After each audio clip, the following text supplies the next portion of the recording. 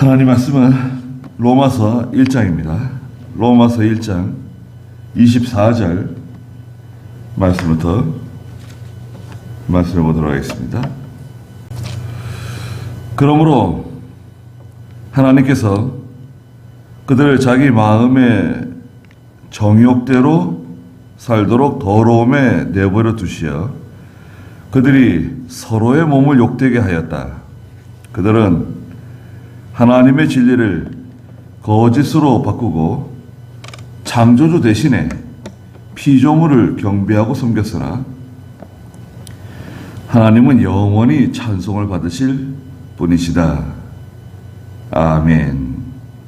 그랬습니다. 예. 이방인의 죄가 이제 18절부터 마지막 32절에 걸쳐서 기록되어져 있는데, 첫째, 이방인들이 하나님에 대해서 18절부터 23절에 우상 섬긴다는 거죠.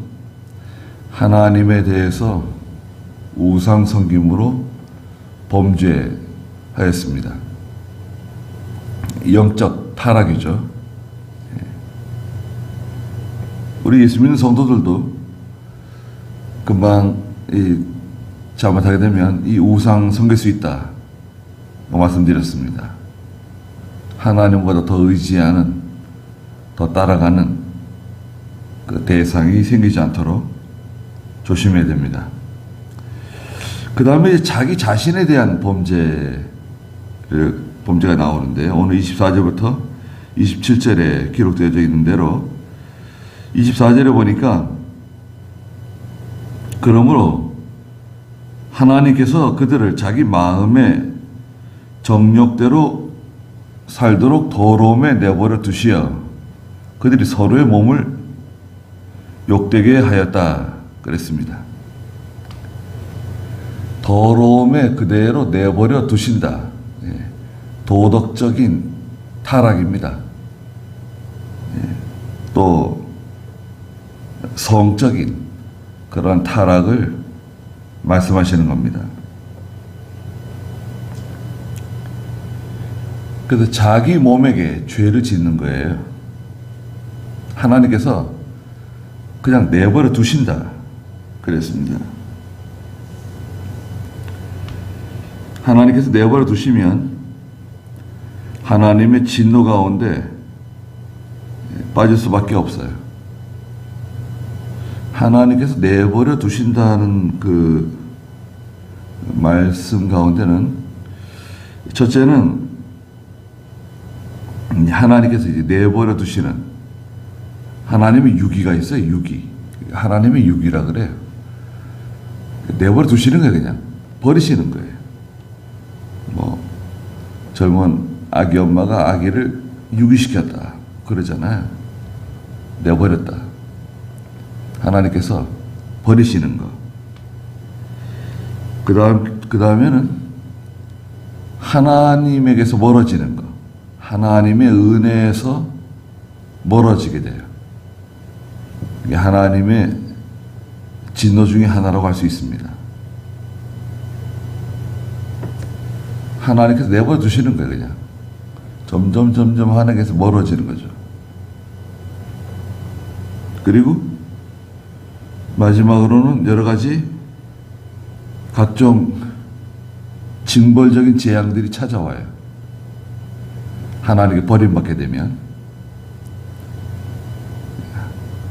처음에는 나타나지 않지만,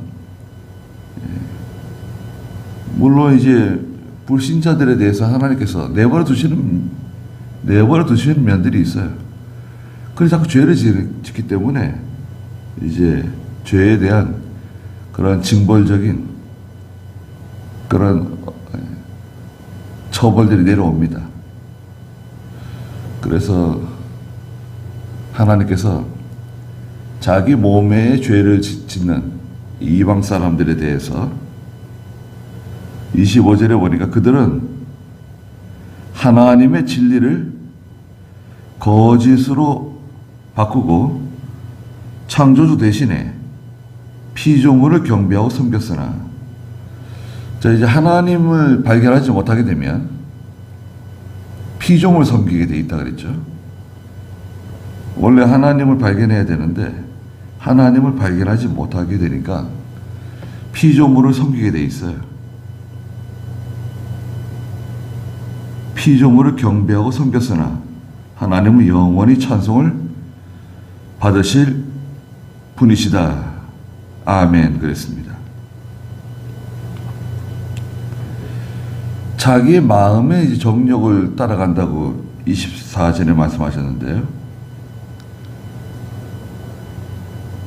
인간이 자기 마음의 정욕 따라가게 되면 급속도로 타락합니다.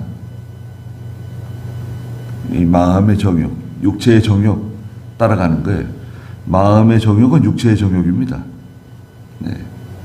마음은 이 육체에 붙어 있기 때문에 육체의 정욕 따라가는 거예요. 그래서 육체적으로 타락하고 성적으로 타락하게 됩니다. 그래서 과거에 노아 시대 때도 그랬고요. 노아 시대 때, 소돔 고모라 시대 때도 그랬고 오늘날도 마찬가지입니다. 우리 그 사사기 성경을 보면 그 시대의 타락상을 엿볼 수 있잖아요. 그 베냐민 기브아에 하룻밤을 묵었던 에브라임 지파 땅에 살고 있던 레위 사람의 첩을 데려다가 추행하는 장면, 또 그 레위 사람을 추행하려고 달려드는 사람들, 그 시대가 이제 타락하는 거죠. 시대를 보고 그 시대를 분별할 수 있어야 돼요. 오늘날에도 얼마나 타락하고 얼마나 더러운 시대를 만나는지 알 수 없습니다. 그래서 어쩔 수 없이 하나님의 심판이 가까이 왔다는 것을 우리가 알 수 있습니다. 26절에 그러므로 하나님께서 그들을 부끄러운 욕심에 내버려 두셨으니 그들의 여자들이 자연스러운 관계를 부자연스러운 관계로 바꾸었으며 이와 같이 남자들도 여자와의 자연스러운 관계를 버리고 서로를 향하여 욕정에 불타 남자가 남자로 더불어 부끄러운 일을 하여 그들의 잘못에 상당한 보응을 그들 자신이 받았다. 그랬습니다. 예. 상당히 구체적으로 말씀하셨죠? 마음의 정욕대로 살도록 더러움에 내버려 두시고 그들이 서로의 몸을 욕되게 했다. 이 두 가지 내용인데 어떻게 된 거냐? 그거는 26절에 있는 것처럼 그들을 부끄러운 욕심에 내버려 두셨다. 부끄러운 욕심이 있다. 부끄러운 욕심. 네. 부끄러운 탐심이라고도 할 수 있어요. 이 욕심은 탐심이에요. 성적인 그런 탐심이에요. 그들의 여자들이 자연스러운 관계를 부자연스러운 관계로 바꾸었다. 여자들이 자연스러운 관계를 부자연스러운 관계로,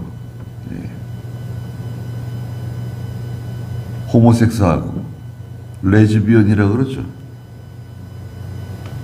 또 남자들도 여자와의 자연스러운 관계를 버리고 서로를 향하여 욕정에 불타 남자가 더불어 부끄러운 일을 하였다. 그리고 그들의 잘못에 상당한 보응을 그들 자신이 받았다.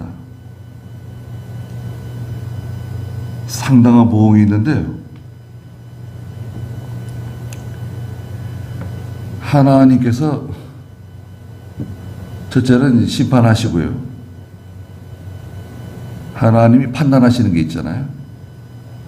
하나님의 무서운 판단을 받고, 그 다음에 질병이에요, 질병. 레위기 20장 13절에서는 이 동성연애에 대해서 말씀하셨어요. 레위기 20장에서 여러 가지 이제 그 성적인 타락에 대해서 그 20장 10절부터 쭉 경계하시면서 13절 한번 좀 읽어주시겠어요? 어떤 사람이 여자와 동침하는 것처럼 남자와 동침하면 그 둘은 역겨운 일을 행하였으므로 반드시 죽여야 한다. 네. 어떤 사람이 여자와 동침하는 것처럼 남자와 동침하면, 어떤 사람은 이 남자예요. 남성을 가리키는 거고요. 그 둘은 역겨운 일을 행하였으므로 반드시 죽여야 한다. 그들의 피가 자기들에게로 돌아갈 것이다. 그랬습니다. 그리고 여기 보면요, 레위기서에 모세가 기록한 거 아닙니까? 레위기.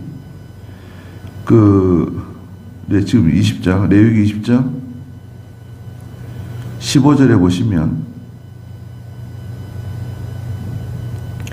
어떤 사람이 짐승과 교접하면 그를 반드시 죽일 것이며 너희는 그 짐승도 죽여야 한다. 짐승과 교접하는 사람. 또 16절에 어떤 여자가 짐승에 가까이 하여 그것과 교접하면 그 여자와 짐승을 같이 반드시 죽여야 된다.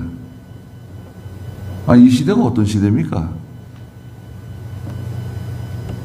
모세 시대. 주전 1500년. 그러니까 이렇게 다 말씀하신 거예요. 그리고 소돔 고모라, 창세기 19장에 있는 소돔 고모라 있잖아요. 아브라함 시대 아니에요.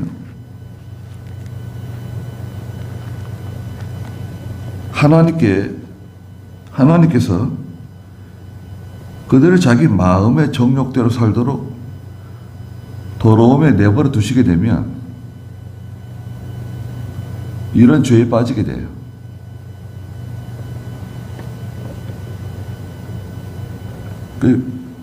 얼마나 더러워지는지 몰라요.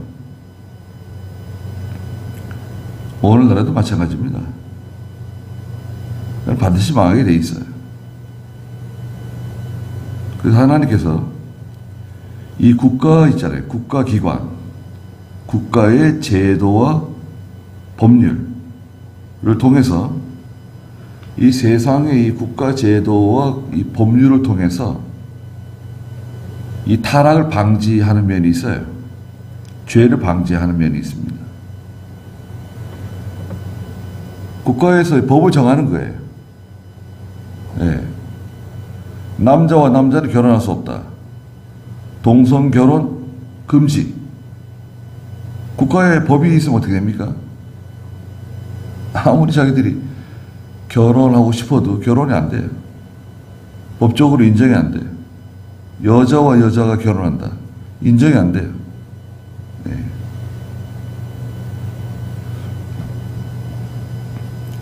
국가가 그것을 제한하는 거죠. 국가의 기능이 그런 기능이 있어요.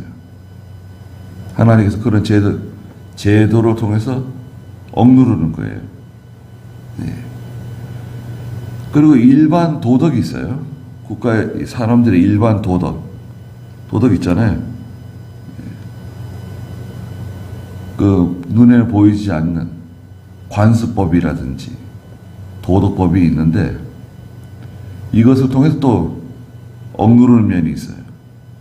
우리 한국은 그래도 그 유교 사상이 있어가지고요. 유교가 이게 잘못된 건데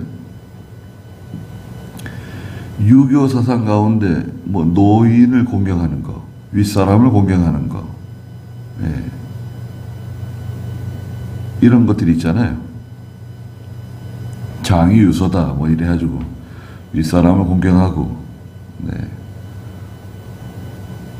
또 윗사람을 존경하고, 또 이 가정생활, 결혼생활에 대해서 이렇게 금하는 것들이 있죠. 그런 어떤 그런 전통적인 그런 교훈들이 우리나라에 깔려 있어요. 그렇게 깔려 있잖아요. 그래서 이런 것들이, 이런 것을 억제하고 있습니다. 많은 부분을 차지하고 있어요. 그런 면에서 어떤 면에서 감사하기도 합니다. 네. 부모를 공경하려고 그러고 조심하는 것들이 있죠. 그래서 하나님 떠나게 되면, 하나님 발견하지 못하게 되면 자기 몸에게 죄를 짓게 된다. 그리고 상당한 보응을 받게 된다. 네. 그건 특이한 질병이 생겨요. 성병이 생겨요. 그건 잘 고쳐지지가 않습니다. 네. 그렇게 살아야 돼요. 네. 얼마나 무서운 질병입니까? 약도 뭐 상당히 비싼데 그거 다 의료보험 재정으로 감당하고 있는 거 아닙니까? 상당히 많을 거예요, 지금 우리 한국에 에이즈 환자들이. 그 다음에 이 이방인들이 하나님 발견하지 못하게 됨으로 인해서 다른 사람에게 이제 폐를 끼치는, 다른 사람에게 죄를 짓는 경우가 있는데요. 28절에 보니까 또한 그들이 하나님을 인정하기 싫어하므로 하나님께서 그들을 버림받은 마음에 내버려 두셔서 합당하지 않은 일을 하게 하셨다. 버림받은 마음이 있습니다. 하나님께 버림받은 마음. 네. 하나님께 버림받았다. 이거 참 무서운 일이죠. 자기는 잘 못 느끼죠. 자기는 몰라요. 내가 하나님께 버림받았는지 버림받지 않았는지 자기는 알 수 없지만 그 상실감이라고 하죠. 상실감. 무엇을 잃어버린 거예요. 하나님께서 그 사람을 버려요. 버림받은 마음. 그러면 이제 합당하지 않은 일을 하게 되는데 29절에 보니까 그들은 모든 불의함, 추악, 탐욕, 악의로 가득 차 있으며 시기, 살인, 분쟁, 사기, 악독으로 가득 차 있다.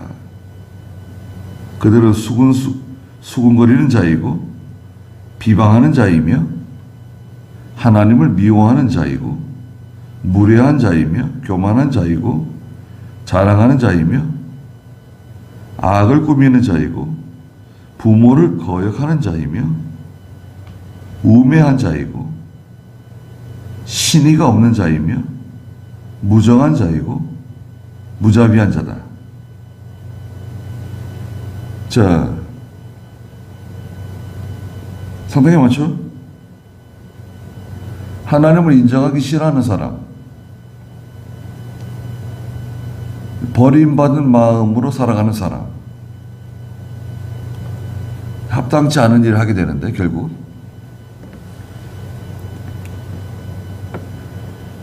이 추악한 일은 사람들이 생각하기에 추악한 아주 못된 일, 저런 추악한 일을 행한다. 아주 못된 일이죠. 여기 밑에 각주에 보면 다른 고대 사본들에는 추악, 악의 탐욕 또는 악의 추악, 탐욕 이런 식으로 기록되어 있대요. 어떤 사본들이 로마서 사본들이 많이 있는데 다른 성경에는 이런 식으로 번역이 되어 있다는 거예요. 기록되어 있다는 거예요. 추악, 악의 탐욕. 여기는 우리 성경에는 추악, 탐욕, 악이잖아요. 순서가 이렇게 바뀌는 데도 있다. 이거예요. 악의 추악, 탐욕. 이렇게 기록된 데도 있고. 원래 단어 다 들어있다 이거죠. 추악하다. 탐욕으로 나가고, 악에 가득하고, 그리고 시기, 살인, 분쟁, 서로 다투고 싸우는 거, 사기, 악독, 다른 사람 속이는 거죠. 악독으로 가득 차 있다고 하는 것은 이병규 목사님은 욕심을 가득 차 있는 사람이다. 이런 식으로 해석을 하셨어요. 악독으로 가득 차 있다. 욕심이 가득하다. 그들은 수군거리는 사람들이다. 수군수군 되는 사람들이잖아요. 정당하게 떳떳하게 말하지 않고 뒤에서 수군수군 되는, 네. 조용히 말할 수 있는 것도 있는데 수군수군거리는 것은 다른 사람을 이렇게 허는 거예요. 뒤에서 다른 사람을 허는 거, 헐어서 말하는 것을 말한다. 또 비방하고 하나님을 미워하고 다른 사람 비방하는 거 있죠. 무례한 자, 예의가 없는, 교만하고 자랑하고 악을 꾸미고 부모를 거역하고 우매한 사람. 우매한 사람은 이해력이 떨어지는, 또 어떤 사고력이 부족한 사람, 어떤 사건이나 사물을 깊이 이해하지 못하고 그걸 깊이 생각하지 않는 사람. 공부는 잘해도요, 우매한 사람들이 있습니다. 이 사람들은 다른 어떤 일을 맡길 수가 없어요. 깊이 생각을 하면서 일을 해야 되는데, 처리를 해야 되는데 사고력이 부족한 거죠. 신의가 없는 사람, 믿을 수 없어요. 신의가 없는 사람, 진실하지 않은 사람이죠, 사실은. 무정한 자이고 무자비한 자, 무서운 사람들입니다. 무정하고 무자비하고 아주 극단적인 개인주의, 극단적인 이기주의, 자기만 생각하고 다른 사람 생각할 수 없는, 생각하지 않는,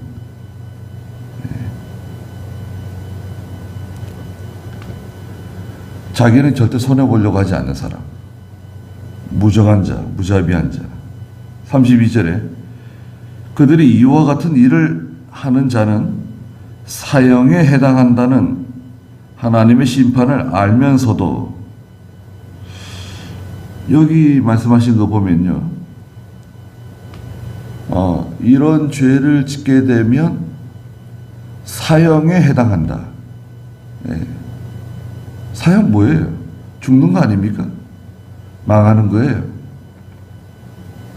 하나님의 심판을 알면서도 이런 일을 행한다는 거예요. 이거 나중에 들통나면 망한다. 부끄러움 당한다. 이거 들통나면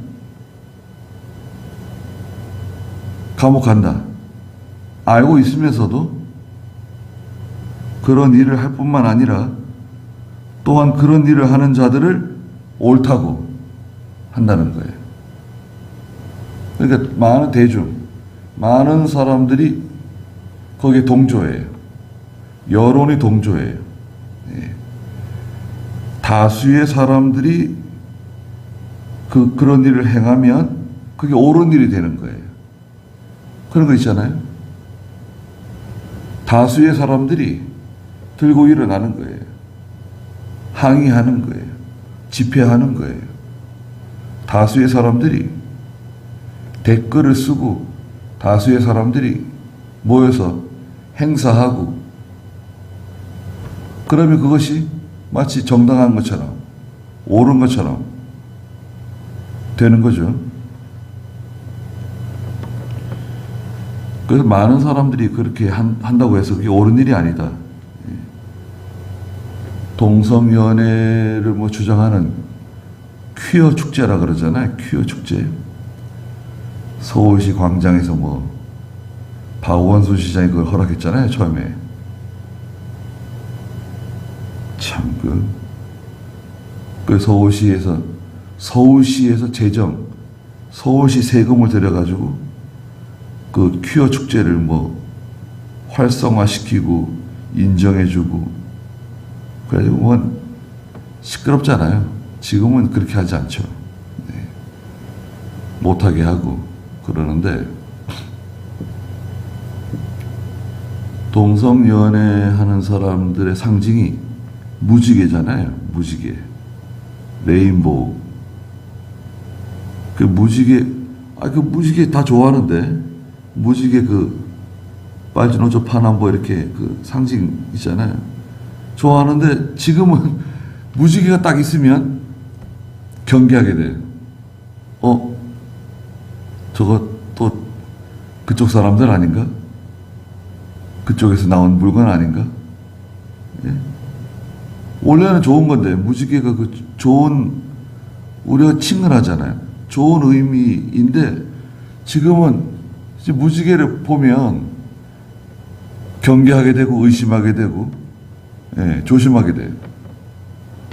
그러니까 원래는 좋은 거였는데 이런 죄를 짓는 사람들이 타락한 사람들이 그런 이미지라든지 그런 어떤 심볼이라 그러죠. 상징을 가져와 가지고 자기 것으로 만드는 거예요. 그러는 바람에 경계하게 되고 가까이 갈 수 없게 만드는 그런 이상한 시대를 지금 살고 있어요. 네.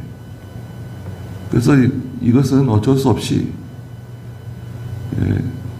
마태복음 24장에 말씀하신 것처럼 예수님의 재림이 가까이 오는 거예요. 예수님 재림하실 때도 노아 시대와 같고 소돔 고모라 시대와 같을 거라고 말씀하셨잖아요. 상당한 보응을 그 자신들이 받는 겁니다. 하나님의 심판을 알면서도 이런 죄를 짓고 또 이런 죄를 짓는 사람들을 옳다고 두둔하고 잘못하고 있는데도 옳다고 두둔하고 교회도 마찬가지입니다. 뻔히 잘못하는 건데 저거 하나님 기뻐하지 않는 일을 하고 하나님 기뻐하지 않는 말을 하는데도 저 사람 내 편이다 우리 편이다 아주 동조하고 그쪽 편에 서서 협력하고 도와주고 하나님 심판을 받을 줄 알면서도 하나님 무서워하지 않는 거죠. 이방인에 임할 하나님의 심판이 있다.